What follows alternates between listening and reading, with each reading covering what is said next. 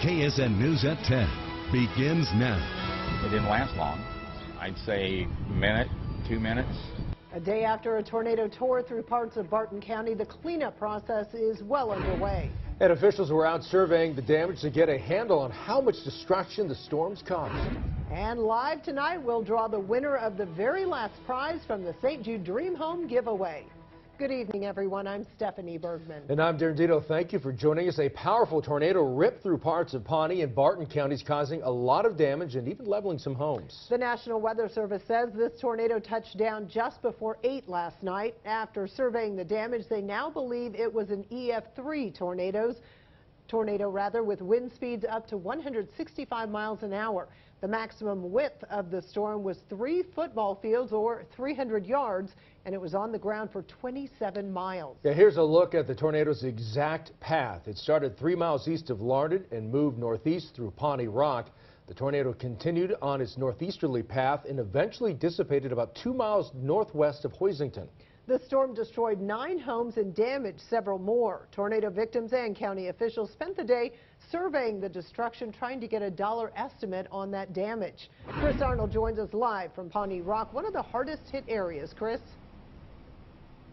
Well, Steph, I can tell you it's been just more than 24 hours since that EF3 tornado rolled through Pawnee Rock. But I want you guys to take a look over here. And this is what most yards still look like despite the cleanup efforts. Debris and damage scattered everywhere. Now, I spoke with a resident who's lived in this home for 4 years, and he tells me the storm didn't last long, but the damage left from it is pretty extensive.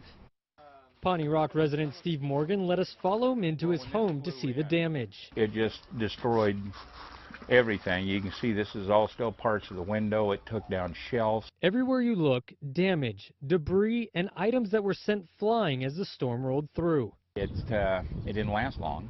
I'd say a minute, 2 minutes.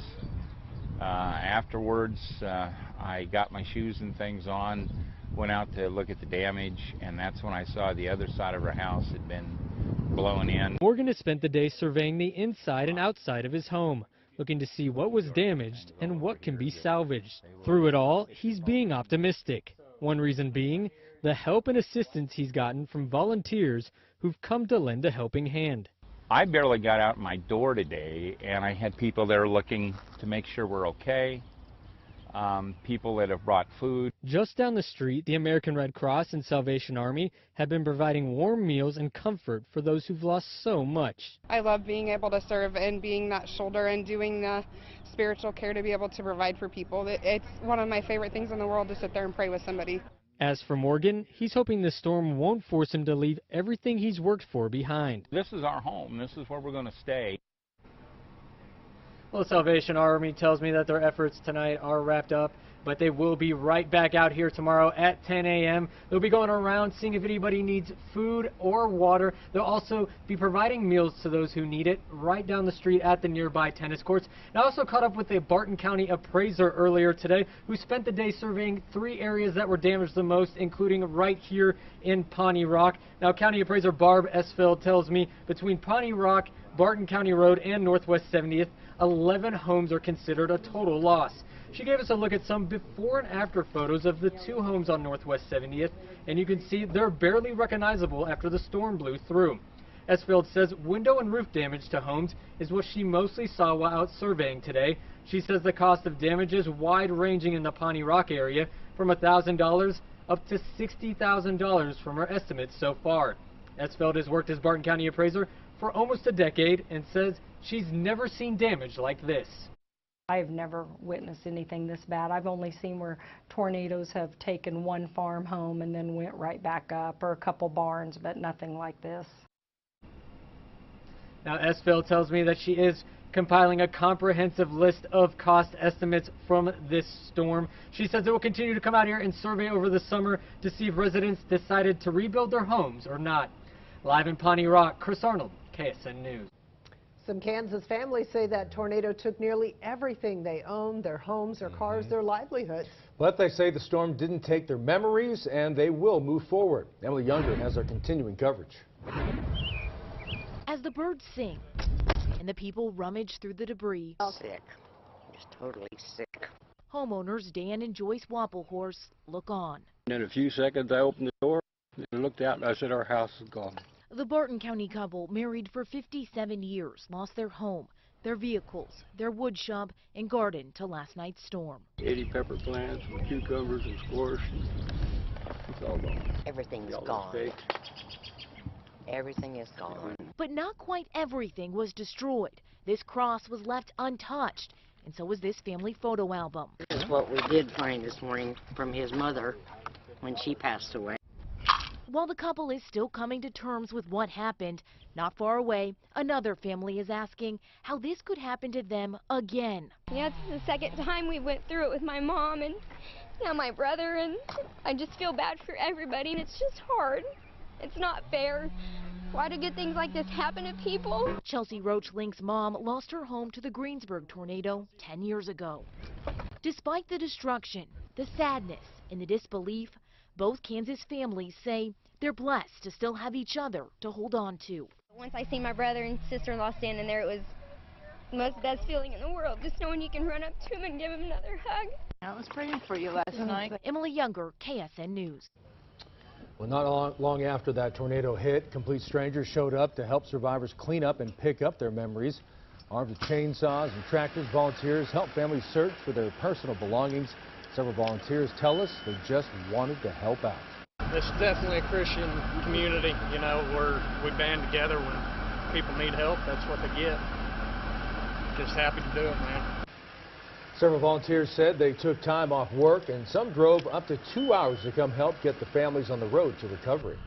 With last night's storm damage and now preparing for possible severe weather tomorrow, the American Red Cross is on high alert. Volunteers are on standby, ready to go at a moment's notice, helping to connect people in disaster-stricken areas with the resources they need to get them back on their feet through food, water, and supplies.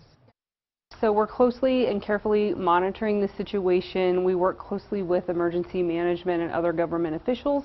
We have all of our paid and volunteer staff in the area on alert and ready to go.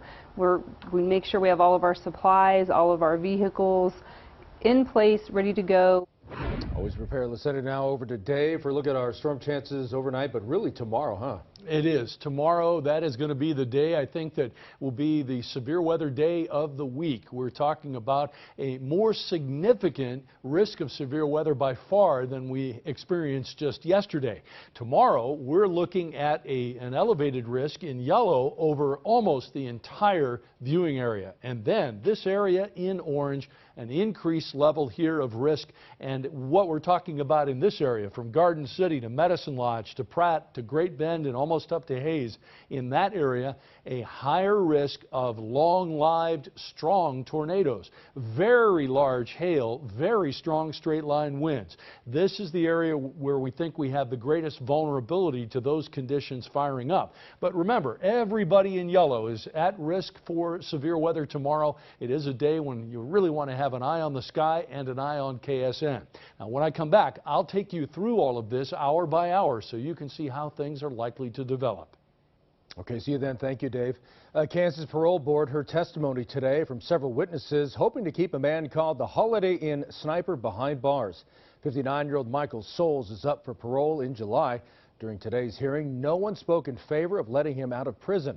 Souls was convicted of killing 3 people and injuring 8 others in a sniper attack in downtown Wichita back in 1976. A decision is expected to be made this summer. Lawmakers are still working to come up with an adequate school funding plan that the Supreme Court will deem constitutional. Today, top Democrats proposed a $600 million increase in public school funding that would be phased in over 3 years. That plan comes from Senate Minority Leader Anthony Hensley and House Minority Leader Jim Ward. A Senate committee is now drafting its own proposal. Coming up next, we're heading to the St. Jude Dream Home, where one of the tickets in this bathtub will be chosen to win a huge shopping spree. Stay tuned to see if your name is drawn.